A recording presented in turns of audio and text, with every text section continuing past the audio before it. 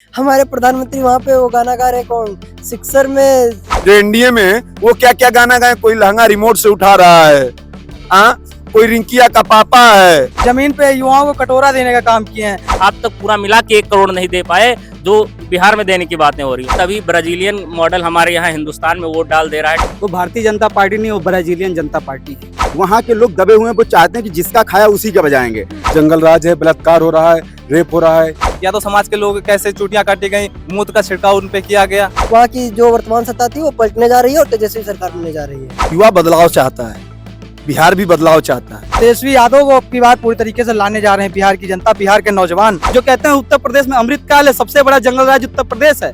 आदरणीय अखिलेश यादव जी की सरकार बने, समाजवादी सरकार बने। ट्रम्प के नाम पे आधार कार्ड बन जा रहा है। चिराग पासवान को बीजेपी खा ले रही है। गुंडाई में तो बीजेपी सबसे आगे है। कुल मिलाकर चुनाव आयोग भी सरकार के पक्ष में है। अब जो ज्ञानेश जी हैं इस तरीके से ज्ञान देके जाते हैं, भाइयों बहनों, हमारी माँ बहनों का फोटो वीडियो देना चाहिए, बाथरूम में वोटिंग करवा रहे हो। नमस्कार, मैं कीर्ति और आप देख रहे हैं इन न्यूज़। स्वागत है आपका हमारी खास पेशकश माहौल कैसा है। 11 नवंबर को बिहार में दूसरे चरण का मतदान होना है और उसके बाद 2026 में पंचायती चुनाव उत्तर प्रदेश के अंदर और उसके बाद 27 में विधानसभा चुनाव।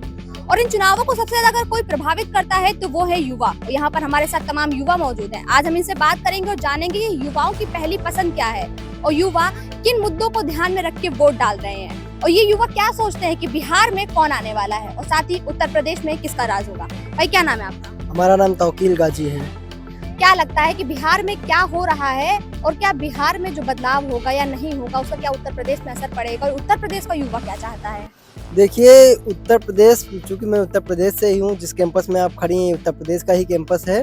बिहार में क्या चाहता है यह आपसे बेहतर कोई नहीं जान सकता। आप देख ही रहे होंगे किस तरीके से प्रधानमंत्री, गृह मंत्री, चाहे कोई मुख्यमंत्री आता है कैसे बौखलाया हुआ हो। यहाँ पे हमारे प्रधानमंत्री वहाँ पे वो गाना गा रहे कौन सिक्सर में क्या है, छह गोली चाहते हो, ये सब गाने चल रहे हैं। प्रधानमंत्री देश के गाने गा रहे हैं, तो क्या आप समझ सकती हैं क्या है। और पूरी तरह से कैसे वहाँ की जो वर्तमान सत्ता थी वो पलटने जा रही है और तेजस्वी सरकार बनने जा रही है। तेजस्वी सरकार क्यों? अगर युवा ही चुनना है तो आप चिराग पासवान को भी तो चुन सकते हैं। दीजिए आप एनडीए को वोट और उनको मांग करिए कि आप उनको ले लीजिए, चिराग पासवान को ले लीजिए। देखिए, चिराग पासवान को हम ले लें, चिराग पासवान को बीजेपी खा ले रही है।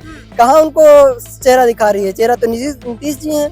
वो तो पता ही नहीं क्या क्या बोल जाते हैं। जो हमारा देश के तमाम ऐसे कार्यक्रम हो जो उनको पता ही नहीं चलता क्या बोलना है क्या नहीं बोलना है, तो उन्हीं को बनाना चाहते हैं। तो बीजेपी उसमें नीतीश, वो चिराग पासवान जी खत्म है। चिराग पासवान को तो मोदी का हनुमान कहा जाता है, कैसे कह रहे हैं कि चिराग पासवान खत्म है? कहने के लिए तो लॉलीपॉप देने के लिए कुछ भी बोल दीजिए। लॉलीपॉप है वो सिर्फ। चिराग जी खत्म है, तेजस्वी सरकार आ रही है।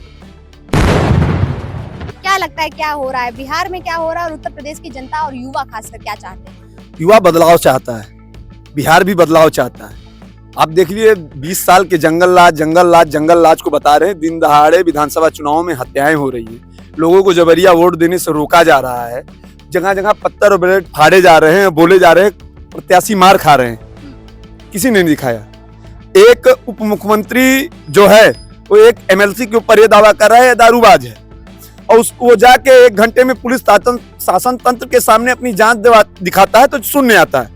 तो इस तरह के झूठे आरोप लगाए जा रहे हैं। बाकी मोदी जी कह रहे हैं छत्तीस में 6 गोली मार दे, तो मतलब नहीं है। मोदी जी के भी कई प्लेयर ऐसे हैं जो एनडीए में वो क्या क्या गाना गाए, कोई लहंगा रिमोट से उठा रहा है, कोई रिंकिया का पापा है। क्या ये आप उसको व्यंग कहेंगे क्या? और लोग का व्यंग नहीं रहेगा, आपका कहना, आपका गलत बोलना व्यंग रहेगा, ये भी समझना चाहिए। और बाकी आप जो मोदी जी के हनुमान के बारे में बात कर रहे हैं, पहले हनुमान जी अपनी एनडीए में ये दशा दिशा बना लें कि बहुमत के आंकड़े से ज्यादा कम से कम सीट गठबंधन में लेके आए, तब ना मुख्यमंत्री बनेंगे। ये तो क्लियर ही नहीं है कि वो मंत्री भी बनेंगे। अच्छा, उत्तर प्रदेश में क्या देख रहे हैं? उत्तर प्रदेश में भी चुनाव होंगे, विधानसभा चुनाव के 27 में। क्या लगता है क्या बदलाव होगा और क्या मुद्दे युवाओं के होंगे? बताइए। उत्तर प्रदेश में बदलाव ही होगा।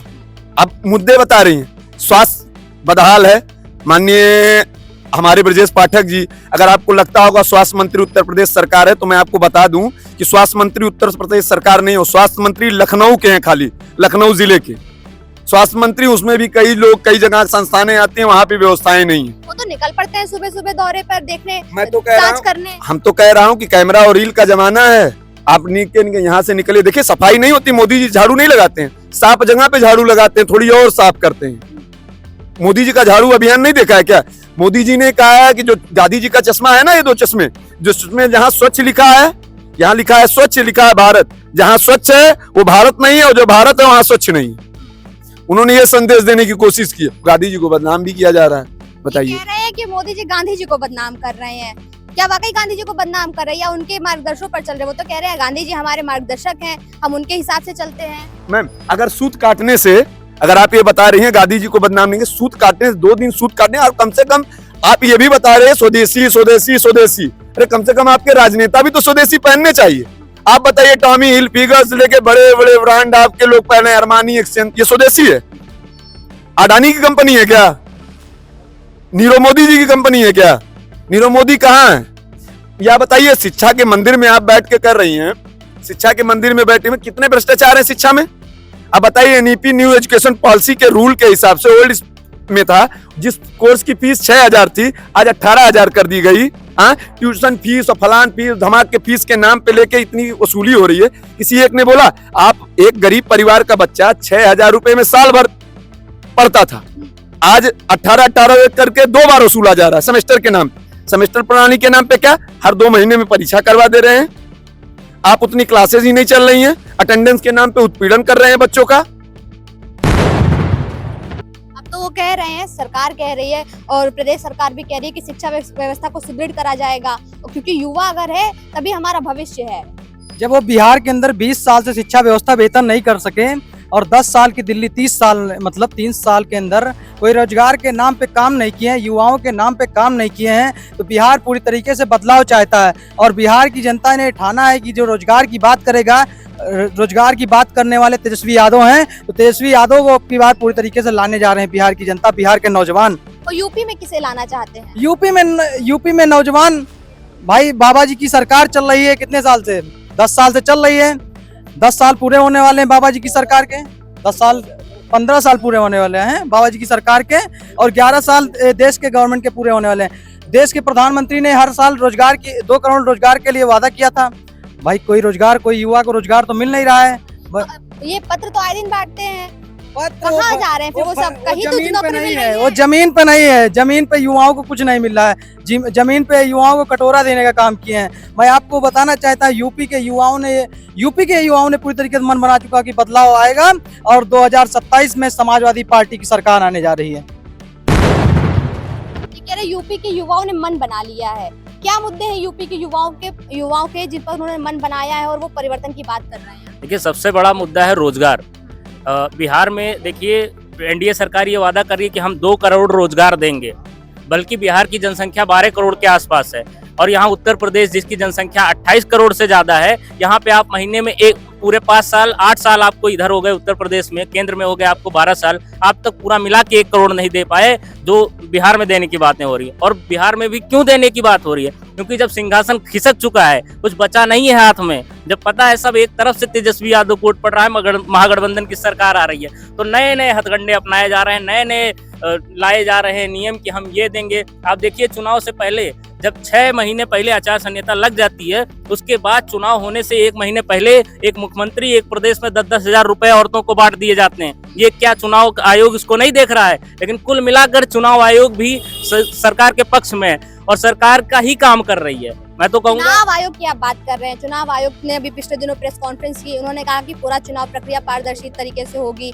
और कोई भी धांधली नहीं हो रही है और सब कुछ सबसे पूछकर जांच करके की जा रही है। देखिए, बिल्कुल धांधली नहीं हो रही है, तभी ब्राजीलियन मॉडल हमारे यहाँ हिंदुस्तान में वोट डाल दे रहा है ट्रम्प के नाम का।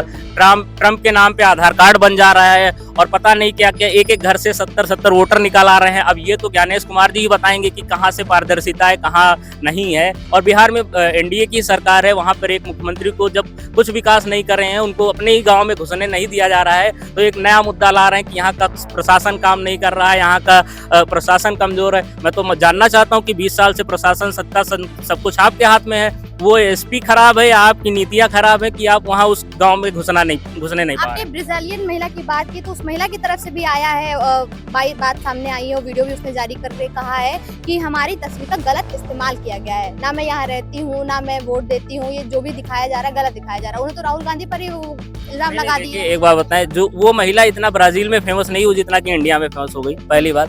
दूसरी बात ये कि उस महिला का यहाँ पे वोटर आइडेंटिटी कार्ड जो राहुल गांधी ने दिया पूरे साक्ष्य के साथ दिया, इसलिए नहीं दिया कि जो है मैं ये कह रहा हूँ कि इन्होंने वोट दिया या ऐसा दिया, उन्होंने पूरे साक्ष्य के साथ दिया। मैं चाहूंगा कि आप उसकी गो थ्रू करें, जिसको भी इसमें शंका लगे कि हम इसमें कुछ गड़बड़ी है। उन्होंने IIT दिल्ली के ट्रेंड प्रोफेशनल के साथ बैठकर मीटिंग में जो है ये डिसाइड किया कि कौन फालतू वोट पड़ा है, कहाँ से पड़ा है, बाकायदा एक IP एड्रेस जो उल्टे सीधे पड़े हैं उसको भी मेंशन करके रखा है। तो मुझे लगता है कि अब चुनाव आयोग या NDA किसी के पास कोई मुद्दा नहीं बचा है, बोलने के लिए एक शब्द नहीं है। इतने दिन से राहुल गांधी जी लगातार उनके खिलाफ में जो है बयान दे रहे हैं, सब कुछ प्रस्तुत कर रहे हैं, और बीजेपी के कोई बड़े नेता का एक ट्वीट या एक जो है कोई उचित एक बयान तक नहीं आ पा रहा है सामने। ये उनकी बौखलाहट दर्शाता है।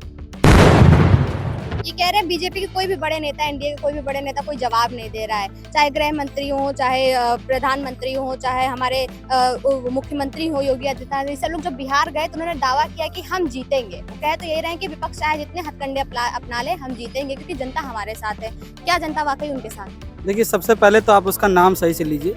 वो भारतीय जनता पार्टी नहीं, वो ब्राजीलियन जनता पार्टी है। जिस तरीके से प्रेस कॉन्फ्रेंस करके राहुल गांधी जी ने जो बाकायदा रूबरू कराया है जनता के सामने, जो हाइड्रोजन बम था वो बिहार में इतनी तेजी से फटा है कि NDA सरकार के कान के पर्दे फट गए हैं, क्योंकि बौखलाई हुई है मीडिया। आप सोचिए, पूरा इर्द गिर्द घूम के राहुल गांधी पे क्यों आ रही है? यानी चोर को लग रहा है कि मैंने चोरी की है तो उसको दर्द हो रहा है। और रही बात जंगल राज की, NDA सरकार जब तक सरकार में रही है भैया, बिहार में सबसे बड़ा जंगल राज रहा है। आप सोचिए, हमारे भाई बहनों को बिहार छोड़कर दिल्ली बम्बई जाके रोजगार ढूंढना पड़ रहा है। हमारे बिहार में फैक्ट्रियां नहीं है, सड़कों बाबू तो कहते हैं कि यहाँ पर चारा घोटाला हुआ, चारा चोर, जब तक बिहार का वो विकास नहीं हो सकता है, और ये विकास कर रहे हैं। वो सिर्फ चारा दाना इसी घोटाले में लपटे पड़ेंगे, विकास से उनको कोई मुद्दे की जरूरत नहीं है। उत्तर प्रदेश में किसे देखना चाहते हैं? उत्तर प्रदेश में बिल्कुल महागठबंधन की सरकार यहाँ भी बनेगी।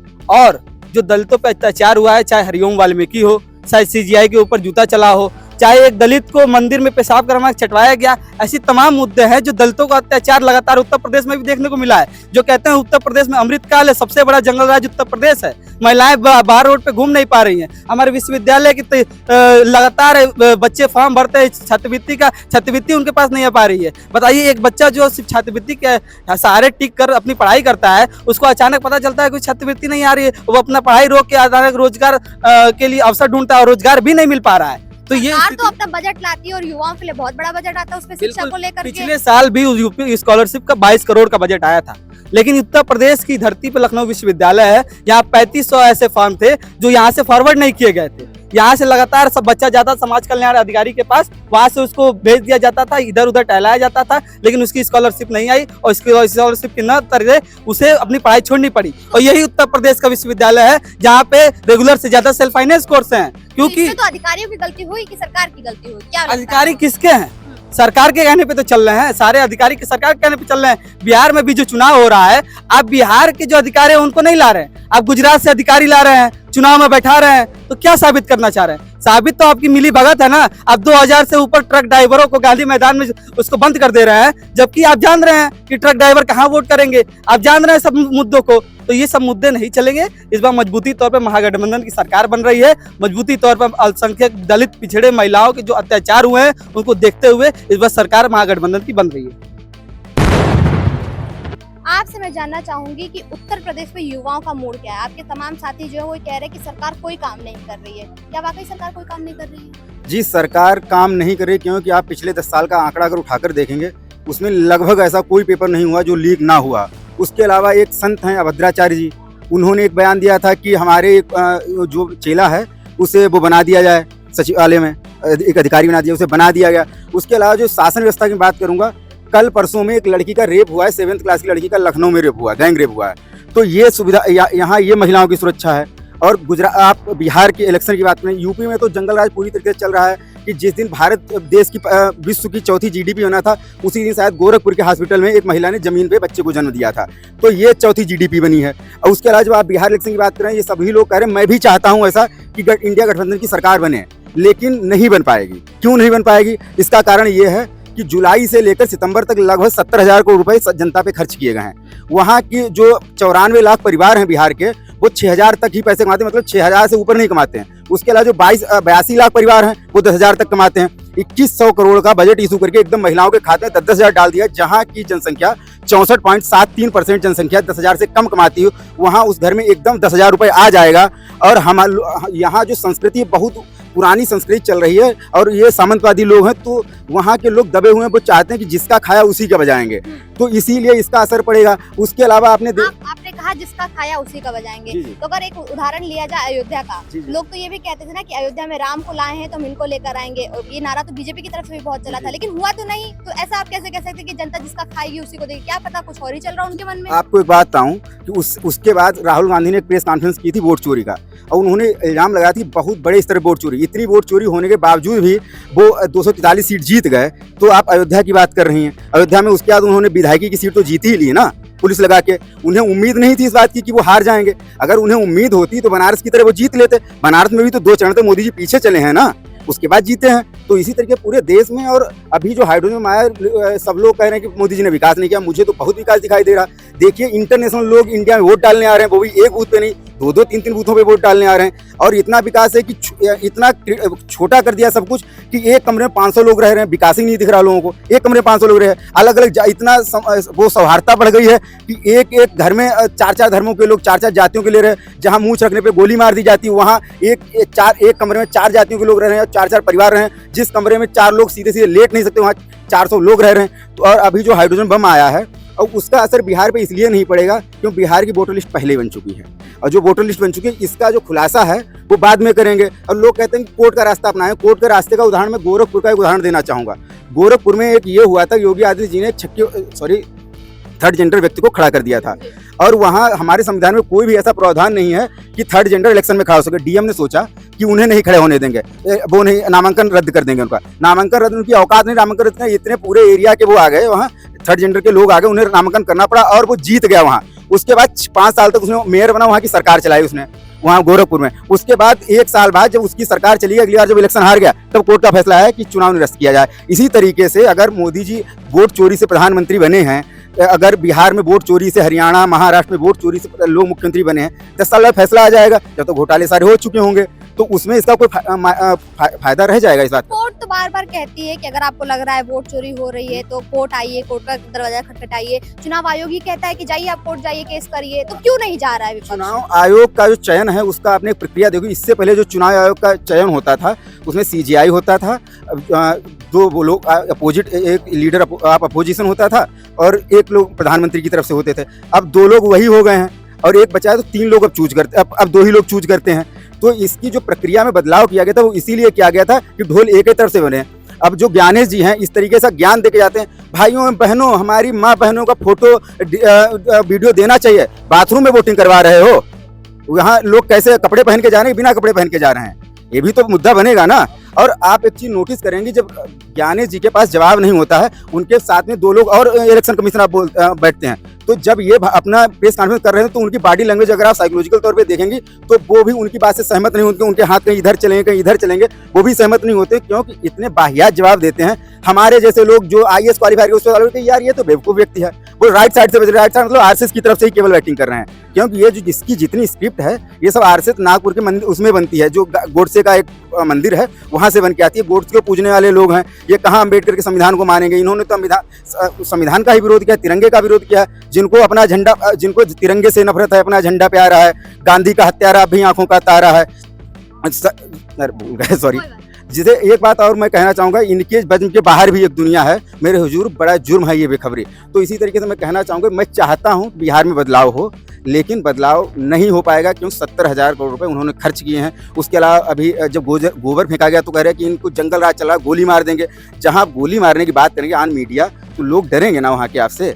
तो इसीलिए मैं कह रहा हूँ कि सरकार कितना भी चालें, नीतीश को बना नहीं रहे। 30 सेकंड के अंदर आए अपना आपने कहा कि 2 करोड़ नौकरी देने का वादा किया, मोदी जी ने किया था कि हम 2 करोड़ नौकरी देंगे, उन्होंने 11 साल में नहीं दे पाए, अब ये 1 साल में देंगे। वहाँ का बजट है टोटल 1800 करोड़ तक का अब तक इन्वेस्ट हुआ है वहाँ। पिछले 20 सालों में लगभग 1800 करोड़ का इन्वेस्ट हुआ बिहार में। और इन्होंने कह दिया है कि 50 लाख करोड़ का हम 5 साल में बजट इशू कर देंगे, 50 लाख करोड़ की कंपनियां आ जाएंगी। भांग खा के बना रहे हैं इन्हें, ये तो बात पता ही है कि कुछ भी वादा करो, जाओ बोल के आना, एकदम जाओ, हाँ हो करके चले आओ, क्योंकि जनता सुनेगी। मीडिया तो हमारी है ही, मीडिया तो हमारी तरफ से बैटिंग करती है, क्योंकि जब मीडिया के एंकर बोलने लगे, उनके जवान भीषण लगेगी कि मैं अंजना ओम मोदी। जब आपके अपने सरनेम की जगह मोदी का सरनेम लगाए ले रहे हैं, आप इस तरीके से इन्फ्लेशन का, जब इन्फ्लेशन होता है उसके बता दे रहे हैं, रुपए का रेट गिरता है तब आप बता दे रहे हैं, उसके फायदे गिनाने लगते हैं, नहीं डॉलर फिर इतना मिल जाएगा हमें, इतनी चीज कर, तो वहाँ की मीडिया से कोई उम्मीद रहेगी? अब आज तो ये मतलब बिहार और जो युवा है, चाहे बिहार का हो चाहे उत्तर प्रदेश का, वो बदलाव चाहता है इस बार। युवा बहुत जोरों से बदलाव चाहता है और हम भी चाह रहे हैं बदलाव हो, लेकिन जो 70,000 करोड़ का बजट इशू किया गया है 2 महीने में, इसे नजरअंदाज नहीं किया जा सकता है। आपको क्या लगता है, क्या वाकई में उत्तर प्रदेश के अंदर महिलाएं सुरक्षित नहीं है? क्योंकि सरकार जो है वो तो अपनी पीठ ठोकते हुए कहती है कि उत्तर प्रदेश के अंदर से माफिया राज खत्म हो चुका है, गुंडागर्दी खत्म हो चुकी है, लड़कियां रात में आधी रात निकल सकती हैं अकेले, कोई डर नहीं है उनका। ऐसा कुछ नहीं है। आप खुद देख लीजिए, इतना जंगल राज इस सरकार में बढ़ गया है, ना महिला बाहर जा सकती ना लड़की, कभी भी रात में कोई महिला भी नहीं निकल सकती ना लड़की। हर जंगल राज है, बलात्कार हो रहा है, रेप हो रहा है। आप कैसे कह सकते हैं कि इसमें महिला सुरक्षित है? इस सरकार में महिला नहीं सुरक्षित है। तो क्या चाहते हैं आप? बिहार की बात अभी आपके सब तमाम साथी कर रहे थे, उन्होंने कहा था कि बिहार में तो बदलाव चाहिए। उत्तर प्रदेश में युवा क्या चाहता है? उत्तर प्रदेश में युवा बहुत जोर शोर से चाह रहा है कि आदरणीय अखिलेश यादव जी की सरकार बने, समाजवादी सरकार बने। देखिए, विपक्ष तो जो हमारी सरकार है, बीजेपी सरकार, वो तो आरोप लगाती है कि अगर अखिलेश यादव की सरकार आई तो गुंडागर्दी चरम पर होगी, एक विशेष वर्ग को स्पेशल ट्रीटमेंट दिया जाएगा। अरे इस सरकार में गुंडागर्दी आप खुद देख लीजिए, खुला गुंडागर्दी हो रही है, हर इंसान के साथ गुंडागर्दी हो रही है। आप खुद देख लीजिए एक बार, भाजपा सरकार गुंडा राज ही सरकार है। गुंडा राज की बात करें तो यहाँ के जो मुख्यमंत्री हैं योगी आदित्यनाथ जी, वो कह रहे हैं कि एक गुंडा राज आएगा इस विशेष समाज को, लेकिन वो क्या कर रहे हैं कि एक समाज को टारगेट कर रहे हैं। कह रहे हैं कि अगर हम शांत रहोगे नहीं तो तुम ठेला लगाते हुए मिलोगे या कहीं कबाड़ी वाला काम करते मिलोगे। तो सबसे ज्यादा गुंडा राज तो यहाँ है, गुंडा राज तो सबसे ज्यादा यहाँ है कि सबसे ज्यादा महिलाओं के साथ उत्पीड़न यहाँ हो रहा है, दलितों के साथ उत्पीड़न यहाँ हो रहा है। अब हरिओम वाल्मीकि वाला कांड उठा के देख लीजिए, काकोरी वाला उठा के कांड देख लीजिए, इटावा में देख लीजिए, या तो समाज के लोग कैसे चूटियां काटी गई, मूत का छिड़काव उन पे किया गया। तो सबसे ज्यादा सरकार तो ये भी कह रही है कि ये जो समाजवादी पार्टी के लोग हैं, जो कार्यकर्ता हैं, वो केवल एक ही लोगों को बार बार नाम लेते हैं, लेकिन हमने तो अपने ठाकुर गुंडागर्दी फैला रहे थे उन पर भी कार्रवाई की। वो किसी भी जात के, ओबीसी वर्ग के रहे हो, चाहे ST के रहे हो, चाहे जनरल के रहे हो, अगर कोई गुंडागर्दी फैलाएगा तो उसके खिलाफ कार्रवाई होगी। माफियागिरी बर्दाश्त नहीं की जाएगी। माफियागिरी तो फैला तो इन्हीं के लोग रहे हैं। आप देख रहे होंगे जहां भी आप जाएंगे तो वहां पे कितना सवर्णों का सबसे ज्यादा वर्चस्व है। हर जगह आपने कहीं नहीं सुना नहीं होगा दलितों ने सवर्णों को पीटा, आपने अभी तक कहीं नहीं सुना होगा। तो हमेशा हर जगह तो ठाकुर राज गुंडा राज तो यही चला रहे हैं। तो गुंडाई में तो बीजेपी सबसे आगे है, चाहे जहां का मामला उठा के देख लीजिए। और इतना होने, अगर आप सरकार की बात करें, सरकार किसके आनी चाहिए, और जितने ये है कि जितने ये कांड देखते हो, जितने कांड हो रहे हैं, तो मैं सभी से यही कहूंगा कि अभी जिसका खून न खौला खून नहीं वो पानी है। अगर 27 में अगर बदलाव ना हुआ तो जो हम जेनजी हैं, जेनजी जिन्हें कहा जाता है, तो उनकी ये बेकार जवानी है। तो यही है कि सरकार का बदलाव होगा इस बार। तो जैसा कि आपने देखा, यहाँ उपस्थित तमाम युवाओं से हमने बात की, और युवा जो है वो कहीं ना कहीं बदलाव का मन जो है वो अपना बना चुके हैं। और युवाओं ने साफ कह दिया है कि ये जो सरकार दावे करती है, इनके दावे में और जो काम जमीनी स्तर पे हो रहा है उसमें जमीन आसमान का फर्क है। बिहार हो या उत्तर प्रदेश, दोनों जगहों पे युवा जो है वो बदलाव चाहते हैं। बिहार में लोगों का मानना है कि तेजस्वी यादव को आना चाहिए, क्योंकि वो युवा सोच वाले व्यक्ति हैं और वो वहाँ पर कुछ नया कर पाएंगे। वहीं अगर उत्तर प्रदेश की बात की जाए तो उत्तर प्रदेश में लोग महागठबंधन के साथ जा रहे हैं और समाजवादी पार्टी के नेता अखिलेश यादव को अपने आगामी नेता के तौर पर देख रहे हैं। उनका कहना है कि अगर समाजवादी पार्टी जीतती है और यहाँ पर समाजवादी पार्टी का मुख्यमंत्री बनता है तो उत्तर प्रदेश उत्तम प्रदेश बनेगा। कैमरा पर्सन रमेश वर्मा के साथ मैं कीर्ति, इन न्यूज़ लखनऊ।